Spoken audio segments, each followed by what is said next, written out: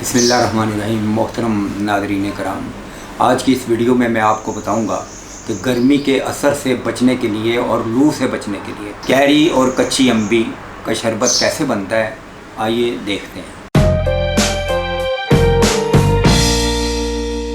बिस्मिल्लाहिर्रहमानिर्रहीम। नाज़रीन कराम, पिछली वीडियो में मैंने बताया था कि गर्मी और लू से बचने के लिए अरसा कदीम से कैरी का शरबत इस्तेमाल होता है, लेकिन बहुत कम लोगों को मालूम है कि ये किस तरह बनती है। तो आइए आपको बताते हैं कि इसको बनाने का क्या तरीका है और किस तरह ये जलाई जाती हैं और किस तरह इनको छील कर दोबारा इनको ग्राइंड किया जाता है, यानी इसका शेक बनाया जाता है। सबसे पहले हमने अम्बियाँ ली हैं। जितने घर के आपके अफराद हैं उनके लिए आप एक अम्बी फ़ी कस आप लेंगे। तो मैंने यहाँ 7 अम्बियाँ ली हैं। तो उसको इस तरह पहले ओवन में भी रख सकते हैं आप। पहले उनको चेक करें, ये ग्रीन कलर की होनी चाहिए और ये पक्की नहीं होनी चाहिए बिल्कुल, और ये सख्त होनी चाहिए, नरम नहीं होनी चाहिए। तो इसको हम पहले ओवन में भी रख सकते हैं और इसको चूल्हे पे जलाकर भी बना सकते हैं। तो आइए ये देखें कि ये अम्बियाँ हैं और इनको मैंने साफ़ कर लिया हुआ है और अब मैं इनको ओवन के अंदर रखूँगा और इसको हीट दूंगा और ये तकरीबन 1-1.5 घंटे के बाद ये बिल्कुल तैयार हो जाएंगी। इसमें काफ़ी टाइम लगता है, लेकिन चूल्हे के ऊपर अगर जलाया जाए तो उसमें बहुत जल्दी ये बन जाती हैं। तो आइए देखते हैं कि चूल्हे के ऊपर इसको कैसे जलाया जाता है। तो ये अम्बियाँ हैं, इनको हमने मुख्तलिफ़ चूल्हों के ऊपर रख दिया है और नीचे आग जला दी है। अब ये जल रही हैं और इस तरह ये जब देखें ऐसा इनका रंग चेंज हो रहा है और ये जब काली हो जाएंगी तो मैं इनको चूल्हे से उतार लूँगा। अब ये चूल्हे से उतार लिए हैं। अब ये बहुत सख्त गर्म है, ज़रा इनको ठंडे पानी के अंदर डाल दिया जाता है और फिर इसको छील लें बड़े आराम से। और ये देखें कितने आराम से इसका छिलका उतर रहा है।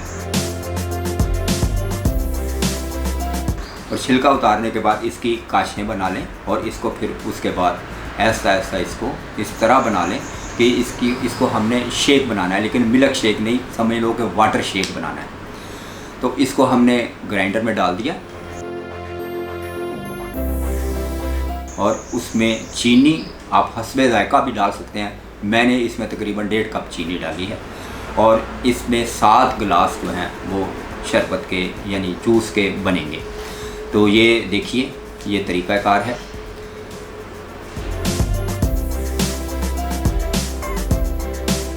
और इसको मैंने अब तैयार कर लिया है। अब इसको मैं रख दूँगा, या इसमें अगर आप जल्दी पीना चाहते हैं तो इसमें बर्फ़ डाल लें या इसको फ्रिज के अंदर रख के ठंडा कर लें। और ये याद रखें कि ये ठंडा पीना है, गर्म पीने का इसका कोई फ़ायदा नहीं होगा, ना ही इसका कोई जायका होगा। और ये बहुत मशरूब है, बड़ा अच्छा मशरूब है और खुशकुन है, दिल खुशकुन जायका है इसका।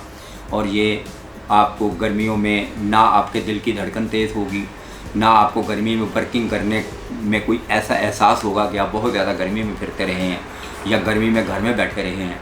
इंशाअल्लाह ताला ये घर के हर फ़र्द के लिए कामयाब होगी। कुछ लोग कैरियों को उबाल लेते हैं, उबाल के उनका शरबत बनाते हैं और उसके अंदर मुख्तलिफ़ किस्म के फ्लेवर डालते हैं। तो इस तरह कोई उसका फ़ायदा नहीं होता, बल्कि ये जो तरीका मैंने आपको बताया है इससे बहुत बेहतरीन इसका जायका भी होगा और ये आपको बहुत ही मज़ेदार लगेगा।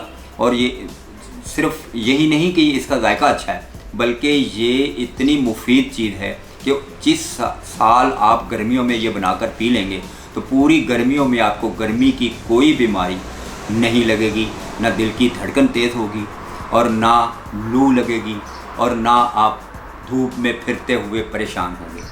उम्मीद है कि आपको ये वीडियो मेरी पसंद आई होगी और तरीक़ाकार पसंद आया होगा। आप इसको अपने दोस्तों में शेयर करें, उनको भी बताएं ताकि वो भी गर्मी की बीमारियों से महफूज रहें। इसके अलावा कोई भी मसला आपने पूछना है या किसी भी किस्म की रेसिपी आपको चाहिए तो दिए हुए नंबर पे जो आपको स्क्रीन पे नज़र आ रहा है इस पे मुझसे रब्ता कीजिएगा। इस वीडियो को देखने का शुक्रिया। अल्लाह हाफिज़। आपके मशवरों का और आपके कमेंट्स का इंतज़ार रहेगा।